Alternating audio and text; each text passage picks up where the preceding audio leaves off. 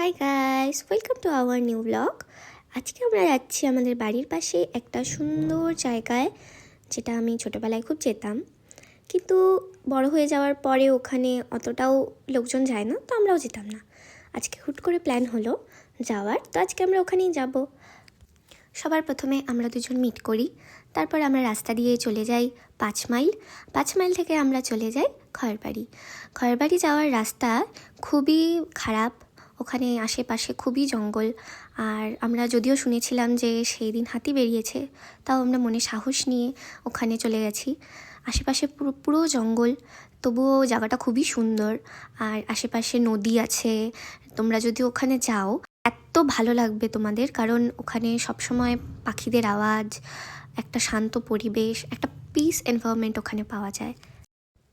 যাওয়ার সময় আমরা খয়েরবাড়ির রাস্তাতেই একটা জায়গায় দাঁড়িয়েছিলাম, ওখানে খুব সুন্দর একটা নদী ছিল, তো ভিউটাও খুব সুন্দর ছিল, তো আমরা দাঁড়িয়ে একটু ফটোও তুলে নিয়েছিলাম। সবার প্রথমেই আমরা নেমে টিকিট কেটে নিই।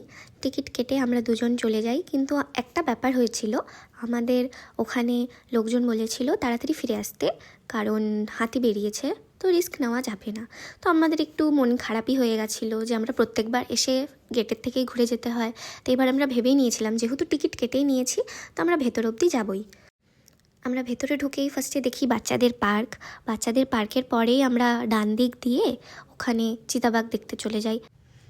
আগে এখানে অনেক রয়্যাল বেঙ্গল টাইগার ছিল, কিন্তু বছরের সাথে সাথে যেহেতু ফান্ডিং এখানে আসে না, তাই এখানে আর রয়্যাল বেঙ্গল টাইগারগুলো নেই।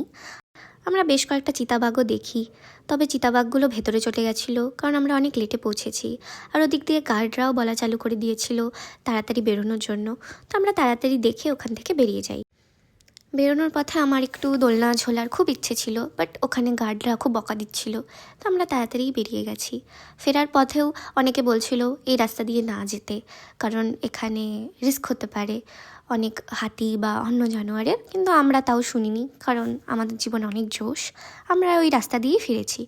তো that's for my blog, tata.